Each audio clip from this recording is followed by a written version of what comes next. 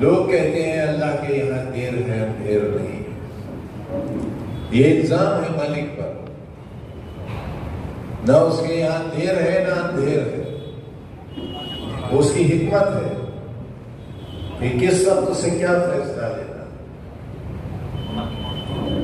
मेरे ऊपर लगे हुए इल्जामात से मेरी पूरी शक्ल, मेरा जिस्म, मेरा वजूद, मेरा खानदान और ये खानदान, मेरे अहबाब,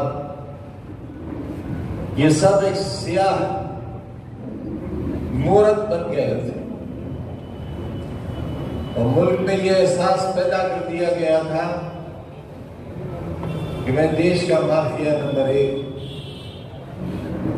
न जाने कितनी जमीनें, कितनी दौलत लूटी है मैंने, कितना बड़ा अपराधी हूं।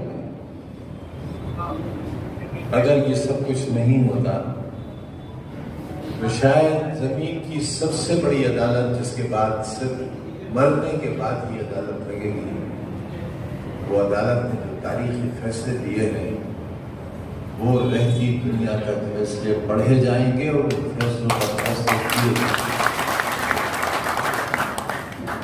जहां कुर्सियों पर बैठे हुए जज साहिबान हमारे वकील को बोलने से रोक देते हो और जिन्हें ये यकीन हो गया हो कि ये बहुत मजलूम शख्स है, जहां जज साहब ने 27 महीने नहीं कहा, 27 महीनों के कितने दिन होते हैं ये गिनकर आए थे। 5 महीने जमानत का फैसला रुका रहा, उसे 5 महीने नहीं कहा। 5 महीनों में कितने दिन होते हैं ये कहा। और जो फैसला हुआ, संविधान की जिस धारा को हमारे लिए इस्तेमाल किया गया, वो आजाद हिंदुस्तान पहली बार किसी शख्स के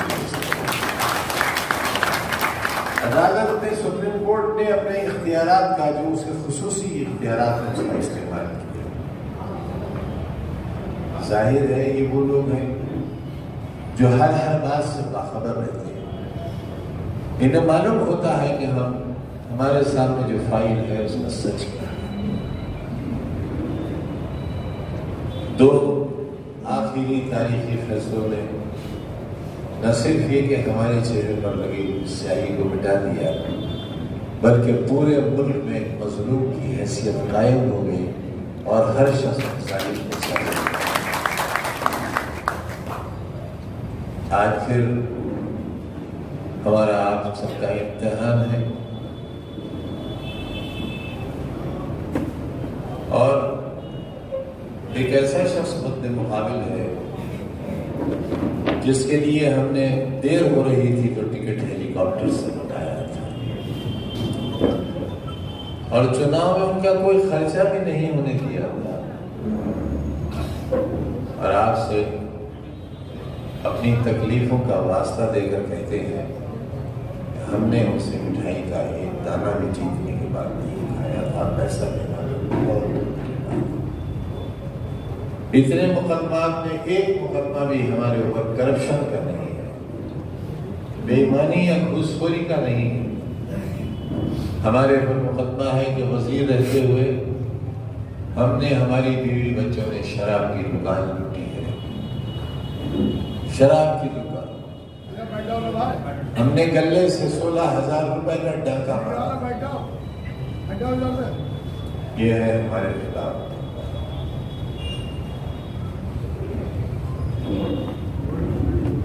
हमारे दिल का हाल आप सोच नहीं सकते। बहुत सी चीजें ऐसी थी जो जेल में हमसे पोशीदा रखी जाती थी। वहां तो सिर्फ एक परेशानी थी कि मैं जेल में हूं, लेकिन बाहर आने के बाद मेरे साथियों ने, मेरे चाहने वालों ने जितनी कोशिशें की हैं और जितने जुल्म सहे हैं, वो सुनकर कई बार सोचता हूँ कि क्या मैं जेल में इससे बेहतर तो नहीं था।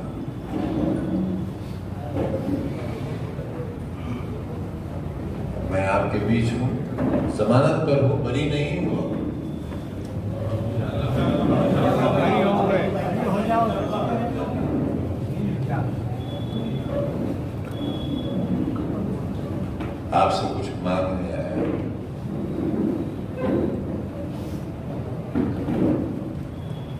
मेरे पास जो कुछ है वो सब आपका है। मेरी खता यहाँ के पार्क, सड़कें, गांधी समाधि और दरवाजे नहीं है जिनके नाम बदल दिए गए।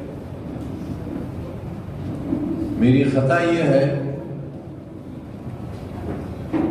कि मैं आपके बच्चे और बच्चियों के हाथ में कलम देना चाहता था और चाहता हूँ, और इस चाहत के लिए मैं किसी भी इम्तिहान के लिए अभी भी तैयार हूँ।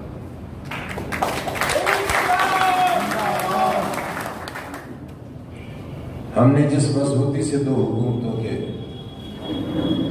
ताकत का मुकाबला किया है वो सब आपके सामने, लेकिन हमारी हुकूमतों से शिकायत तो बहुत कम है। अगर आप मुकदमों की फहरिस्त देखेंगे तो उसमें 99% लोग वो हैं जिनका कबीला वही है जिस कबीले में आप रहते हैं, जिनके माथों पर नमाजों के निशान और चेहरे पर नेकी का नूर है। उन्होंने चेक और ड्राफ्ट से पैसा लेने के बाद भी ये कहा कि आजम खान ने जबरदस्ती उनसे जमीन छीन ली। हार गए वो मुकदमा। वो जमीन जिसका मालूम ही नहीं कहां है, 4.25 बीघा जमीन जिसके लिए मैं माफिया कहलाया, जिसमें सवा बीघा जमीन में उसके अंदर और 3 बीघा बाहर। कितने बड़े शख्स हैं। मुझे अफसोस है कि गृह मंत्री साहब को ये मालूम नहीं हो सका कि मैं माफिया हूं या नहीं, मैं उतना बड़ा अपराधी हूं या नहीं हूं जिसके खिलाफ आज तक 323 का मुकदमा कायम नहीं हुआ। तो 1 महीने में इतना बड़ा मुजरिम कैसे हो गया? एजेंडा था, उसी एजेंडे के तहत काम हुआ, लेकिन जमीन की उस आखिरी अदालत ने लाज रख ली है संविधान की और कानून की और इंसान की। हम सबको बिलखुसूस सुप्रीम कोर्ट की दयानत पर, ईमानदारी पर और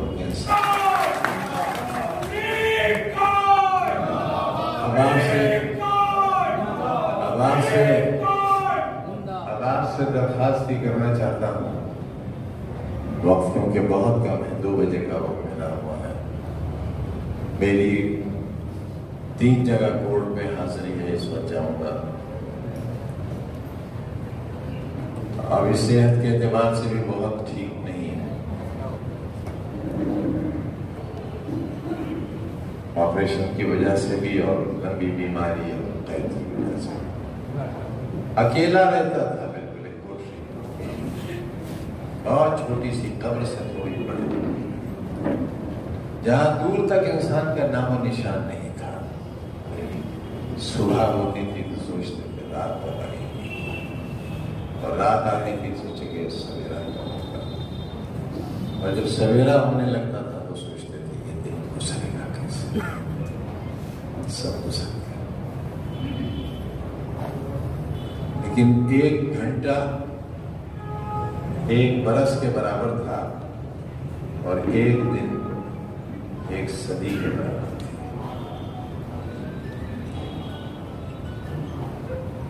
हिम्मत नहीं टूटी, इसलिए कि मेरा मालिक मेरे साथ था, और मालिक के हुजूर सिवाय आंसू पेश करने के मेरे पास कुछ नहीं था। जो वाकयात वहां गुजरे हैं वो कभी तफसील से बैठे बताएंगे, लेकिन आज हमें पार्लियामेंट का कैंडिडेट तय करना है। आप सोचते होंगे मैं फिर अपनी अहलिया को ही लड़ाऊंगा, उन्होंने पर्चा भरा भी है और भी कई एक लोगों ने भरा है, लेकिन मेरी राय यह है कि बहुत लंबी मुद्दत के लिए चुनाव नहीं है। हम एक ऐसी मिसाल पेश करें और ये भी आपको बता दूं कि पिछला चुनाव पार्लियामेंट का मैं नहीं लौटा, लेकिन मुझे मालूम था कि कचहरी तक पहुंचने नहीं दिया जाएगा और चुनाव नापोज हो जाएगा। यही विधानसभा में आदम था, दहशत थी और जो पुलिस का रोल था, तो यहाँ का इंतजामिया था। विधानसभा के चुनाव में भी यही अंदाजा था कि पर्चा भरा नहीं जा सकेगा, लिहाजा तो सीखा।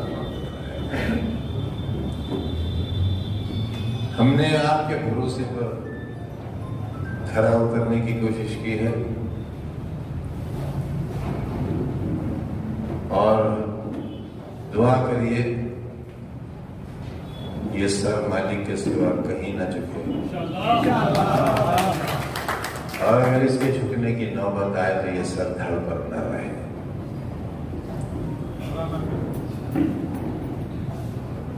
हमारे बहुत अजीज साथी, लंबा सियासी तजुर्बा और इखलास से भरपूर शख्सियत का नाम है आसिफ राजा।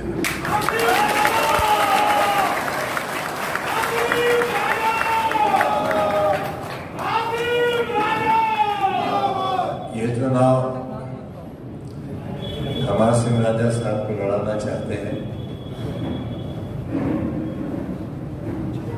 और आपसे अपनी तकलीफों का हिसाब लेना चाहते हैं।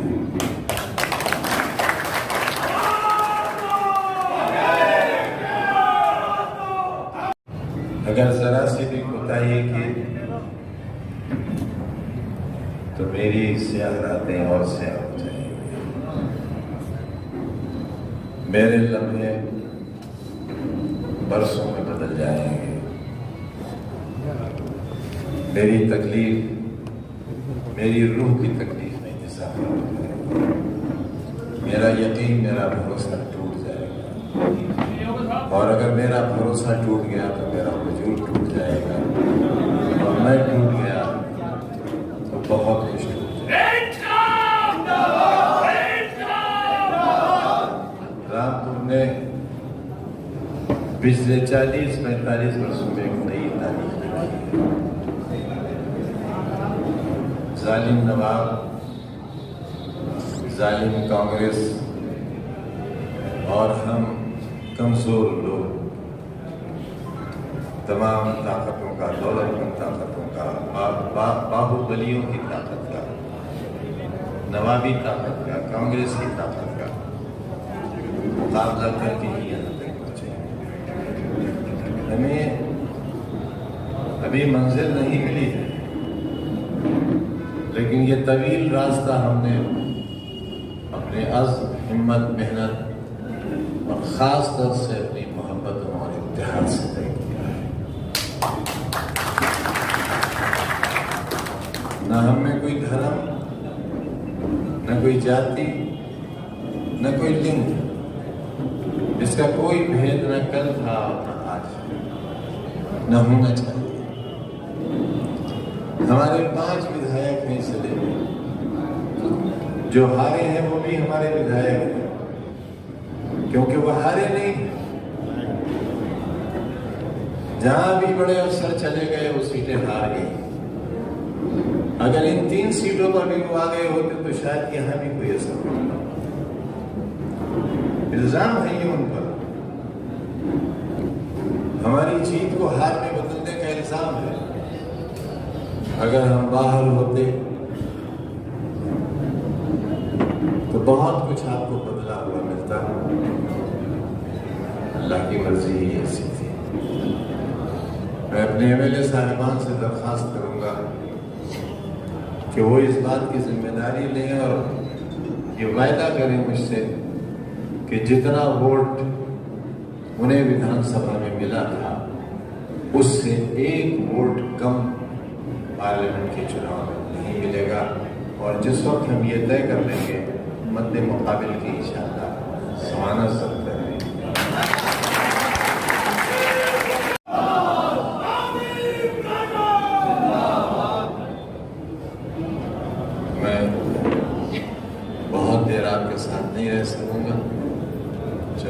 कचहरी तारीखों में जाऊंगा। मेरी हिम्मत रही, क्योंकि मैं नामजदगी में शरीक नहीं हो सकता। तकनीकी एतबार से